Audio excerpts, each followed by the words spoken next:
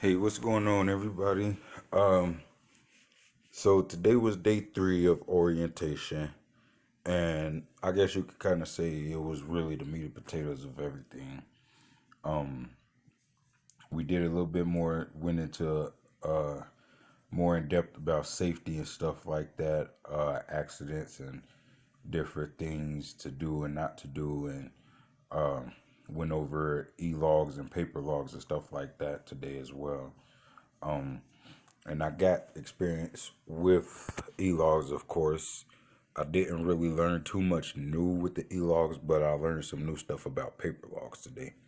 And I don't really have too much experience with paper logs. Of course, my generation makes a difference. I know a lot of older guys in the trucking business deal more with paper logs, and they always give me fun stories about you how they used to be able to milk their paychecks dealing with the paper logs and stuff like that. But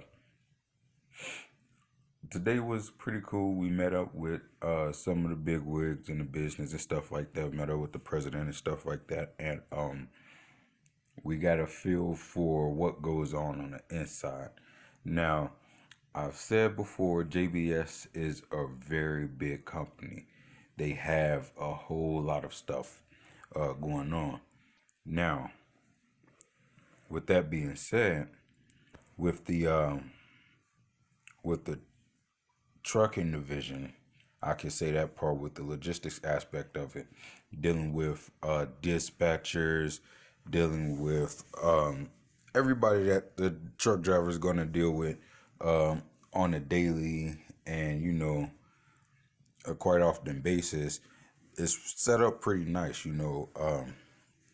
Just to throw some numbers at you, it's about what they say 30 drivers to one dispatcher.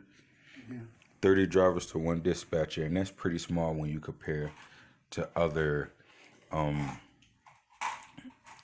when you compare it to other companies like Celadon and stuff like that. And for this to be a big number, that right there ratio is pretty good. I found out that I will be getting a truck today to drive off from here. I don't know exactly where I'm going from here. I'm trying to get home from here so that way I can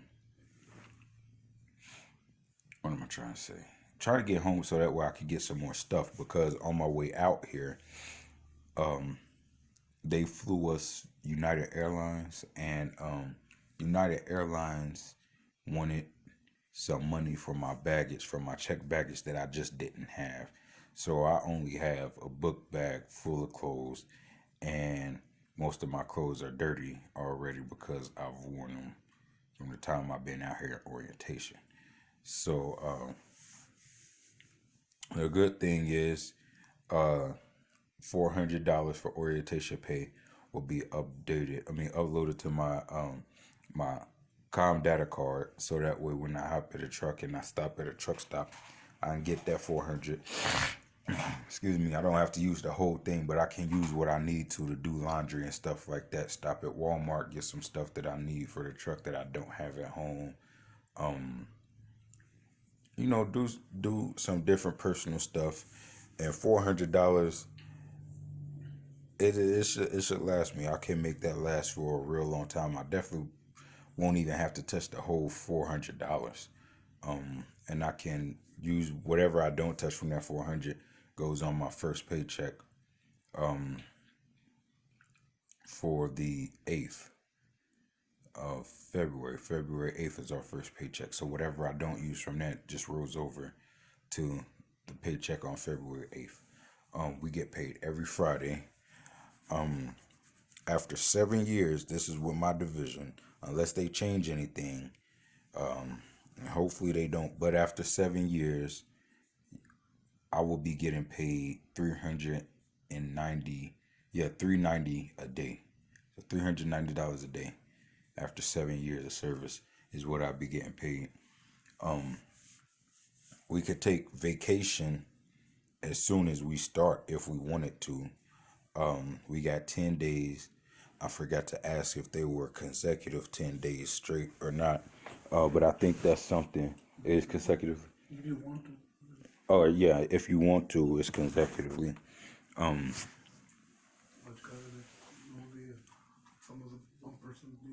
yeah. On so yeah, it really just depends on who's already out and who's not out. Um, Now you don't get. It's not if you take that vacation right now before your first year is completed. If you take that vacation right now, it's not paid until after your first year, and that'll be paid out. I think they said if you take that vacation now, after your first year, it'll be just paid out to you in a lump sum or whatever like that. Um, Other than that, man, I don't really have. I can't say that I have any drawbacks with the company personally, but my roommate. You don't mind if I tell him about your? Yeah. So my roommate, he found out that, I mean, we already knew that he had to go out with a trainer because he hadn't driven that long, about a month, he said. So he hadn't driven that long, and we thought that maybe after orientation that everybody would be going to Green Bay, and then he would maybe get his mentor from there. So if you do decide you want to get with this company, this is something you need to pay real close attention to. Wherever you live, do not expect to go back, or wherever your base is going to be set, do not expect to go back there for your mentor. Expect you to get your mentor from wherever you're doing orientation. So if you're doing orientation in Arizona, or if you're doing orientation in California, or if you're doing orientation in the Carolinas, expect to get your mentor from there. It's not going to be where your base is. Now, unless your base is there, then you don't have anything to worry about. But me and my roommate, we were both going to the Green Bay dedicated account. The only difference between him and I is, like I said, he needed to go out with a mentor. His mentor said 6 weeks, but that's also 6 to 8 weeks, just depending on how much experience you already have behind the wheel of an 18-wheeler. So also they kind of bombard you with different medical stuff too. Um, he got I believe they call it like a CPAP machine for the sleep apnea or whatever they had. Last night they had him with the a monitor to try and monitor his sleep or whatever. And um, it's good that they want to make sure you're healthy, but it's different when it's something that you're not expecting, just like his mentor being here instead of uh, out in Green Bay where he was expecting to go. I feel like when you dealing with a company that's professional on the level that they are, they should tell you ahead of time, we're going to fly you out here for orientation. Be prepared to leave from here to go with the mentor. Instead, like I said, we flew out here United Airlines. They don't, they want us to pay for luggage. Paying for luggage is cool if you got the money to pay for it. But when you don't expect the need to pay for it, you don't. So you pack light and you pack for orientation because, for one, you expect to be driving a truck from here or hopping in a mentor or going back to wherever your home base is going to be and go with a mentor. Now, if my roommate, um, had he known that he would be going with a mentor from here, he probably would have packed a lot. Not probably, but I'm most certainly probably would have packed and prepared himself and his family for that. Now he got his family expecting him to be back home on a certain time, and I'm sure he's got business to take care of as any man or woman does when you're an adult. You have business and you have family to tend to. He can't do that as planned because the company kind of surprised him with that, oh, well, you're not going back first, you're going with a mentor first. So that'll be the only drawback. Like I said, it's not personal to me because I'm not the one dealing with it. But I'm just putting this out there because my roommate is.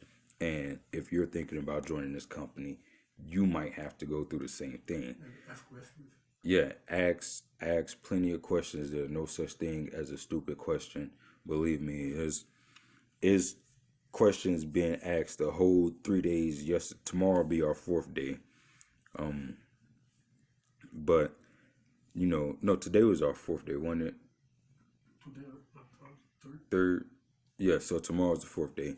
Um, yeah, there's questions asked left and right throughout. It's 10 of us in orientation. You got some people doing live cattle haul.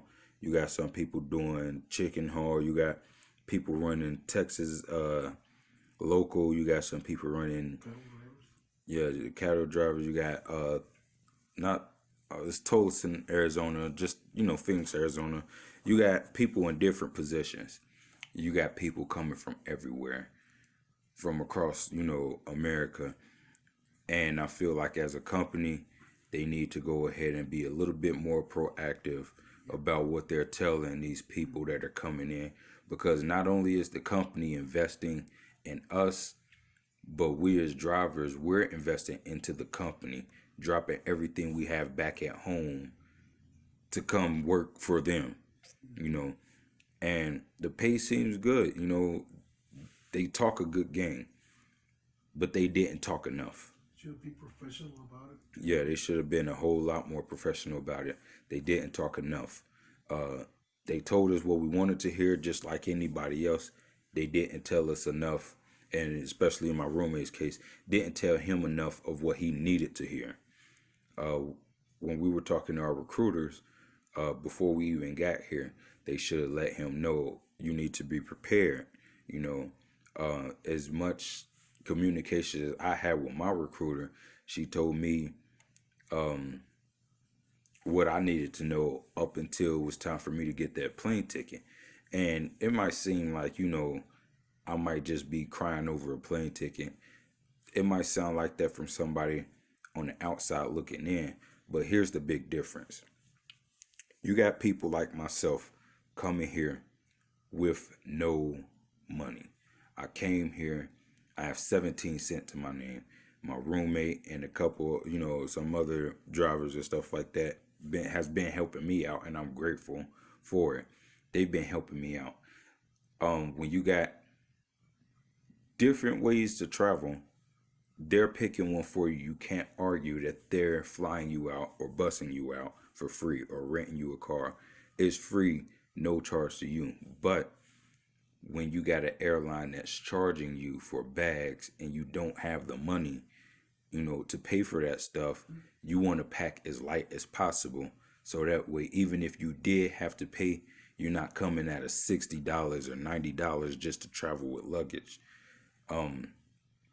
So, I mean, like I said, they just need to be a little bit more professional when they're talking to everybody. They talk a real good game. Everything they say is nice, but they just don't talk enough when it comes to some of the stuff that needs to be said. Make sure your drivers know exactly what they're getting into. If they're going out with an instructor or a mentor, make sure they know when and where they're going out with their instructor.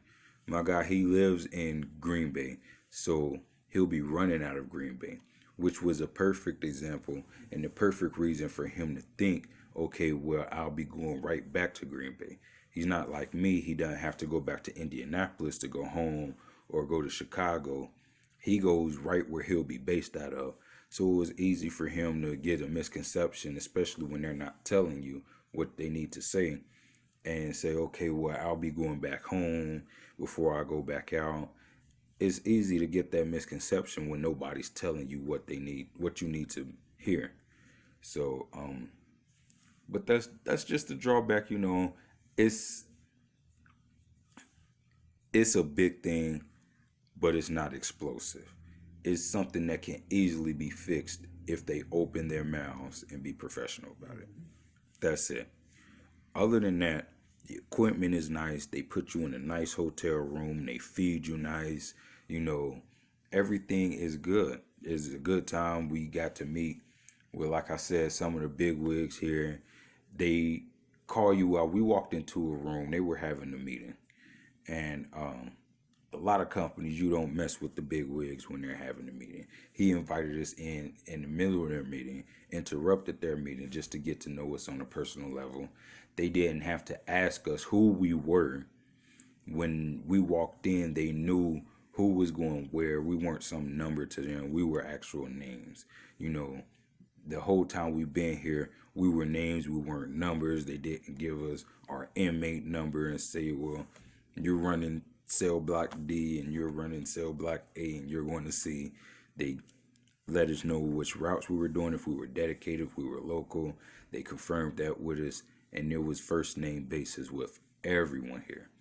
And that's professional. That's good. If they could keep that same energy and put it to the recruiters and let them know that they need to be telling the recruitees, the people coming in, exactly what's going to happen. To expect what's going Right. To expect what's going to happen, then it'll be good. Overall, if I had to give, the company a letter grade based off of just what they've shown so far, it'd be a B minus. It would be a B minus. Passing grade, obviously, because so far from right now, everything is fine. But points taken off for not helping those drivers be prepared where they needed to be prepared at. That's a huge loss. People have kids, people have wives, husbands. And when they drop everything they have at home to spend 4 or 5 days out in orientation, thousands of miles from where they live, somewhere else, and you don't tell them, they expect. So you need to tell them what to expect so they don't expect the wrong things and tell their family the wrong things. And I'm glad that I wasn't in his position, because I have a 1-year-old. And if it was me in his position and I'm telling my 1-year-old and my daughter's mom, all right, well, just hold it down for me for a little bit until I get back. I'll be back after this such and such date. It would be all types of chaos. It would be, I don't honestly think that I would have been able to do it with one child, because not only was I gone for a week for orientation when I thought I should have been back, but now I'm gone for another 6 to 8 weeks. So really, that week plus those 6 to 8 weeks, that's 2 months that I'm gone, when I was only expecting to be gone for a week. So it's every company, no matter what, you're gonna have, your points taken off from something. But this right here, like I said, it's major. It's a major problem, but it can be fixed with something as minor as saying, prepare to be out right after orientation to be with your instructor. Bam. If they would have said that, I'm most certainly, definitely, my friend here would have prepared for that, told his family, let his family and everything. You got snowstorms going on in the Midwest. You got family that's being left behind in snowstorms. What if there's something big that goes on? It's all about preparation. You don't want your drivers to be out here on the road unprepared, so why bring them away from their family unprepared? That's it. This video is definitely gonna go on a little bit longer than I thought I would have been done with the video, but I definitely had to give you guys what was really going on behind the scenes, because I'm not the type of person that's just going to sit up here and talk amazingly about a company that doesn't deserve it. If you fail at something, I'm going to let you know, hey, this company fails at something. If you pass at something, I'm going to let you know this company passes at something. Overall, it's been a great experience for me. I haven't had to face what my roommate is facing, but this video is not just about me. It's about everybody who's coming into it. I hope that maybe one day, if you guys watching this video, you feel like, okay, maybe JBS is, the right thing for me. That's the move I want to make. Learn from this video. Learn from not just my experience, but my roommate's experience too, because everybody's different. Everybody comes from different situations, and everybody's coming from different places. My roommate, like I said, lives in Green Bay, where our route originates from. So it's not hard for him to get back and forth to work at all, especially when they give us the truck.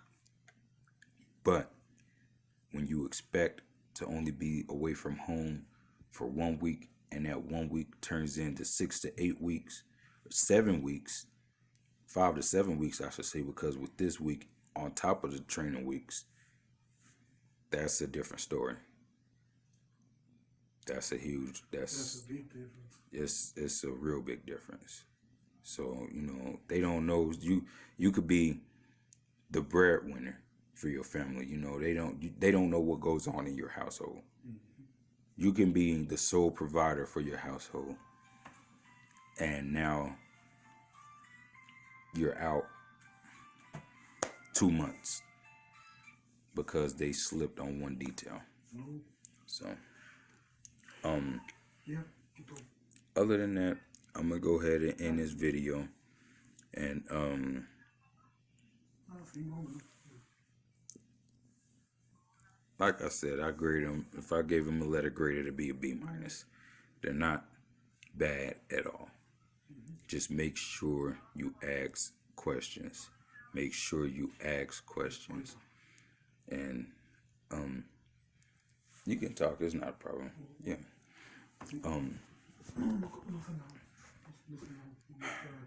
You can never ask too many questions. Even if you think it sounds crazy, ask. Especially in situations like this. Learn from this video. Ask those questions. Be prepared.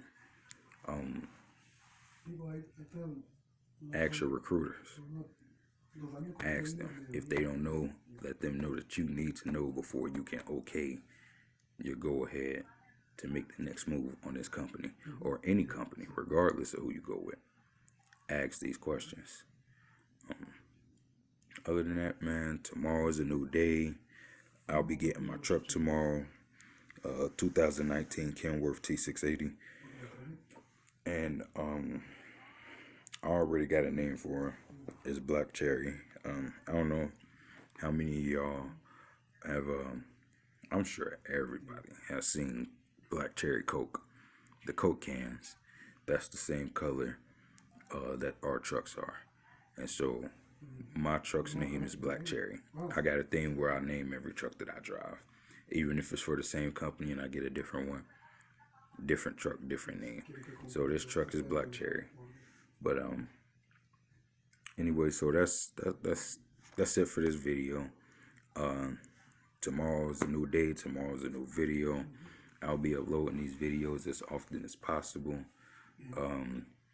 Go ahead and drop a like, subscribe, comment, questions, feel free to hit me up. Blaine, BLAINP 913 @gmail.com. All right, y'all. 773. I'm out.